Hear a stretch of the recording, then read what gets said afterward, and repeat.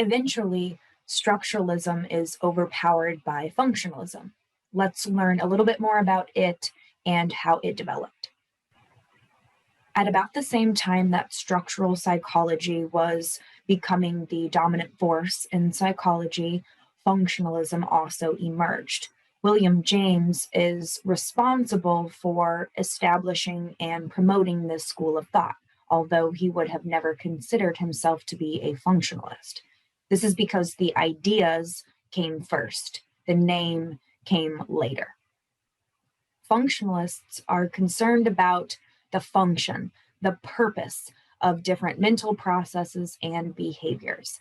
They want to understand why we have these processes, why we have these behaviors. Do they somehow help us adapt to our environment? What is the purpose of them? Between the 1890s and the 1920s, functionalism was popular in the United States, partly because many of the psychologists at the time wanted a new scientific type of psychology. So it fit right in with the zeitgeist, the mood of the times.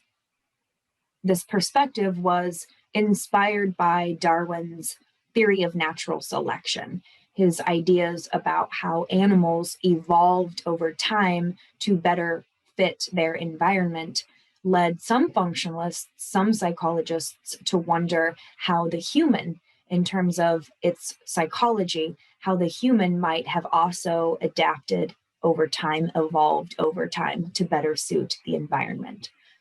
William James was interested in habits. He wanted to know why humans are creatures of habits. Do habits help us survive? Do they help us learn? Do they help us get along with other people? What's the function of habits? The other important thing to know about functionalism is that it rejected introspection. Anyone who ascribed to the functional psychology ideas did not use introspection. It was essentially forbidden in this approach.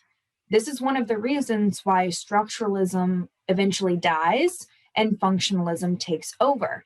Introspection is subjective. Although Wundt, Kolbe, and Titchener would not have admitted it, when we compare it to the studies we conduct today, introspection is a more subjective method.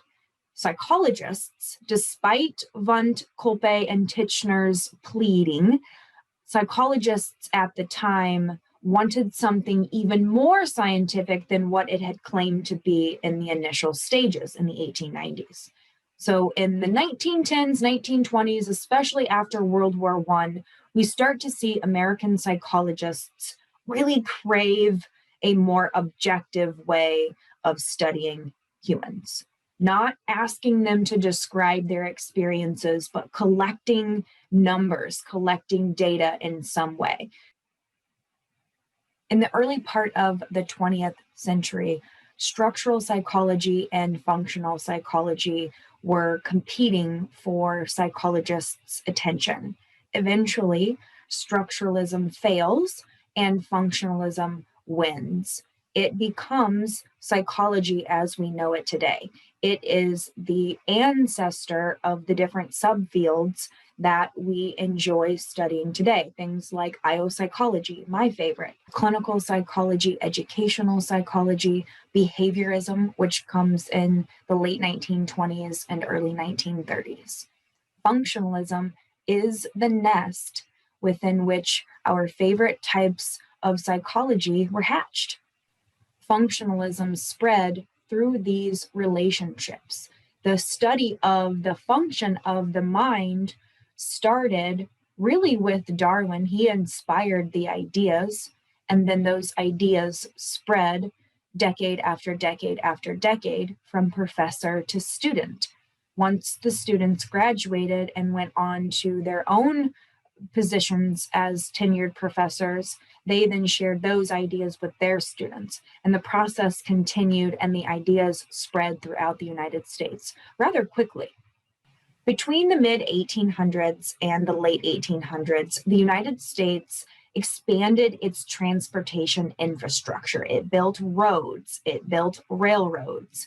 It also expanded its communities. Buildings were constructed, manufacturing units were constructed. And on top of all of this, there were many, many inventions being created at the time. I have a few examples here at the bottom of the screen. American football, the electric typewriter, the telephone, tattoo machines, skyscrapers, the motion picture, gasoline-powered tractors. All of these things were invented at this time, and the purpose was really all about making life better, easier, and that competition, let's win, let's do more, let's become the greatest power on the planet. American values also fit with social Darwinism, which was popular at the time. It was created by Herbert Spencer. He's the one who created the term survival of the fittest. It was not Darwin. Spencer said that the fittest are those who win fierce battles for important resources. The fittest are those who win, who compete and win. And the fittest will rise to the top of society on their own. Darwin didn't use the word fittest. He said that the animals who survive are those who are the best adapted for their environment. It might mean strength, but sometimes the animal that has the best camouflage, the best reflexes, the best mating call, those are the animals that survive and reproduce. Social Darwinism was a twist on Darwin's initial theory of evolution. This idea about competing and rising to the top through hard work, this idea aligned with American values at the time. It also tied functionalism to American values. This evolutionary mindset led to the study of individual differences and the function of these differences. From there, we studied animals, human development, and even abnormal behavior. We also began to apply psychology to the workplace, to educational settings, to everyday problems faced by millions of Americans.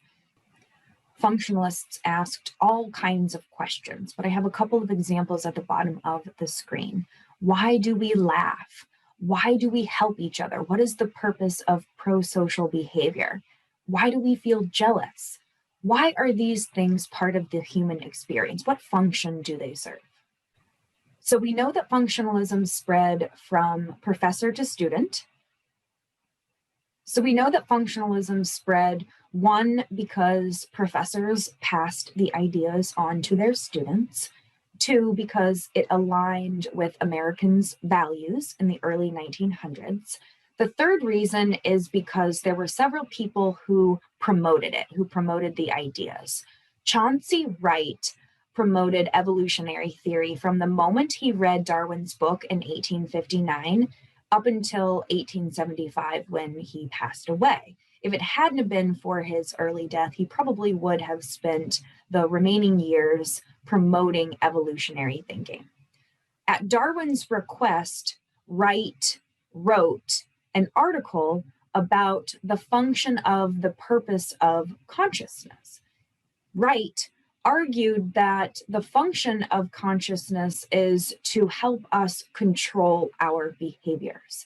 He believed that animals are driven more by instincts and their animal mind, but humans must have evolved over time so that humans have free will, have choice in how they behave. In 1872, a few years before he died, he helped establish the Metaphysical Club in Cambridge, Massachusetts. There were many early psychologists who were part of this group, who attended some of its meetings. They often met in his house, and William James helped him do this. James helped Wright because he shared similar ideas. He had similar beliefs about the theory of natural selection. Remember, James had traveled to other countries and observed his own evidence of evolution. James promoted Wright's ideas even after his death in 1875. James specifically said that the mind has adapted to help us make better decisions, not only have more control over our behaviors, more control over our decisions, but actually to make those decisions and those behaviors better, more impactful, more useful to us. From James's early work in the 1890s, functionalism was born.